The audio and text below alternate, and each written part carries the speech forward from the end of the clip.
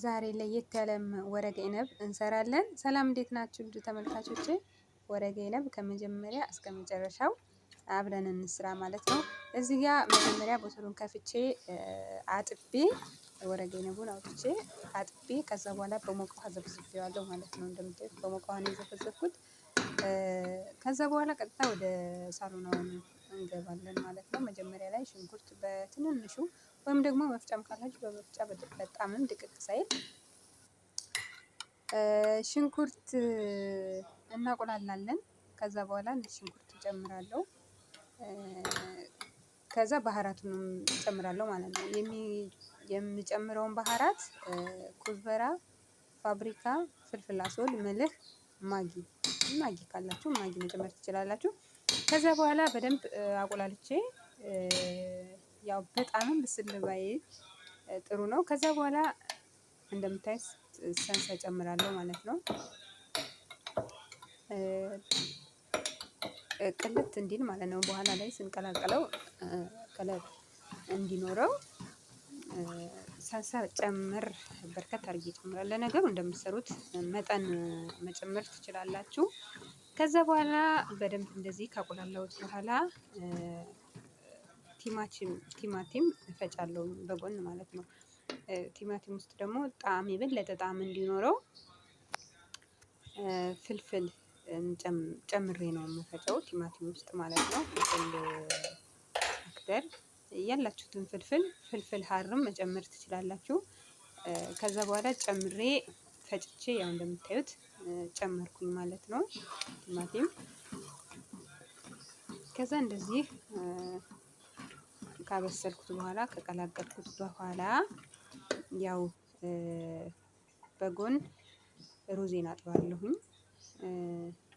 ያ እስከሚበስልልኝ ድረስ ሩዝ ደግሞ ያው እንደምታውቁት ሩዝ ኢሊት ነው የምንጨምረው የምናቀላቅለው ማለት ነው። ከዛ በኋላ የሚበቃኝን ያክል አጥብና ማጠፈፊያ ላይ አደርገዋለሁኝ በደንብ ውሃው እንትን እንዲልልኝ ማለት ነው። ከዛ ሳሎናይም በእንደዚህ አይነት መልኩ እንደምታዩት እንትን እያለልኝ ነው፣ እየበሰለልኝ ነው። ከዛ በኋላ እዚህ ጋር ደግሞ ኩዝበራ፣ በርዶነስ፣ ናና፣ ሸበክ እኛ ጋር በርከት ተደርጎ ነው የሚጨመረው ማለት ነው። በጣም ነው የሚወዱት። የበለጠ ደግሞ ጣዕም እንዲኖረውም ያው በርከት አድርጎ መጨመሩ የተሻለ ነው ማለት ነው። ከዛ በኋላ በስነ ስርዓት አጥብና በትንንሹ ከትፍና ወይም ደግሞ መፍጫው ራሱ በመፍጫ ራሱ ያው ጊዜ ለመቆጠብ ምናምን ለማፍጠን መፍጨት ይቻላል። እኔ ግን በመፍጫው ነው ያደረኩት ማለት ነው። ያው ቶሎ ቶሎ መስራት ስላለብኝ እና ደግሞ ጊዜ ለመቆጠብ በመፍጫ ፈጨሁት። ሽንኩርት በምፈጭበት እንደዚህ ያደረኩት ማለት ነው። ከዛ በኋላ ሩዜን አጥቤያለሁ። ከዛ ሳሎናይም ደርሶልኛል።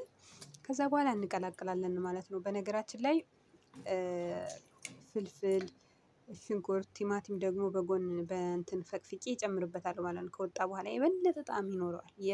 የበለጠ ማለት ነው። እና በእንደዚህ አይነት ሳሎናችንን ካዘጋጀን በኋላ ቀጥታ ወደ መቀላቀል ነው የምገባው። በነገራችን ላይ ሳሎናውን ማለት ነው ከመቀላቀሌ በፊት ለነገሩ ቀላቅዬም መቀነስ እችላለሁ። ወረቀ ኢነብ ለምጠቀልለው ለወረቀ ኢነብ ለብቻው አደርገዋለሁ ማለት ነው። ካቀላቀልኩኝ በኋላ ሁሉንም ነገር ከዛ ለወረቀ ኢነብ ለብቻው እቀንስና እንደዚህ በመቀነሻ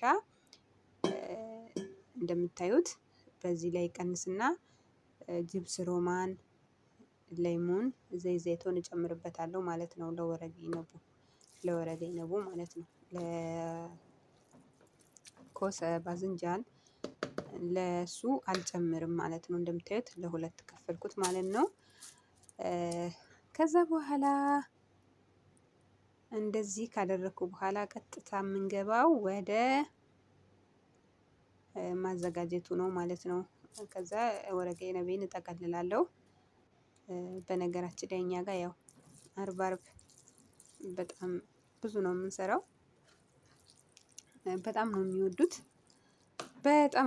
ይህንን ምግብ። ከዛ በኋላ ቀጥታ ወረቀ ኢነቤን ወደ መጠቅለሉ እሄዳለሁ ማለት ነው። እንደምታዩት በደንብ አጥቤ ደጋግሜ በሞቀ ውሃ ካጠብኩት በኋላ በእንደዚህ አይነት መልኩ እጠቀልላለሁ ማለት ነው። የምጠቀልለውም ይችን እንትኗን ቀንጥሼ ይችን የምታዩትን እነሱን ያው ምናልባት አዲሶች ካላችሁ በሚለው ነው እንጂ አዲስ እህቶች ካያችሁት ይጠቅማል በሚለው ይችን ቀንጥሰን እንጥላታለን። ከዛ በኋላ እንደዚህ ገልብጠን ነው ማለት ነው የምጠቀልለው። በእንደዚህ አይነት መልኩ ወረጋ አይነባችንን እንጠቀልላለን ማለት ነው። ከዛ ጠቅልዬ ከጨረስኩኝ በኋላ ይቅርታ አላስገባሁትም መሰለኝ ከስር ወረቅ ዝብዳ አረግና ማለት ነው እንዳይዝብኝ። ከዛ ዘይት አረግበታለሁኝ ከስር ከብረት ድስቱ ስር። ከዛ ወረቀ ዝብዳ አረግና ጀዘር ካሮትና ድንች ከስር ደለድልና ከወረቀ ዝብዳ ከስር አድርጌ ከዛ ከላይ አድርጌ በእንደዚህ በምታዩት መልኩ ይኸው እንደምታዩት ጂደር ውስጥ እንደዚህ አድርጌ አዘጋጀዋለሁ ማለት ነው ከስር እንዳይዝብኝ።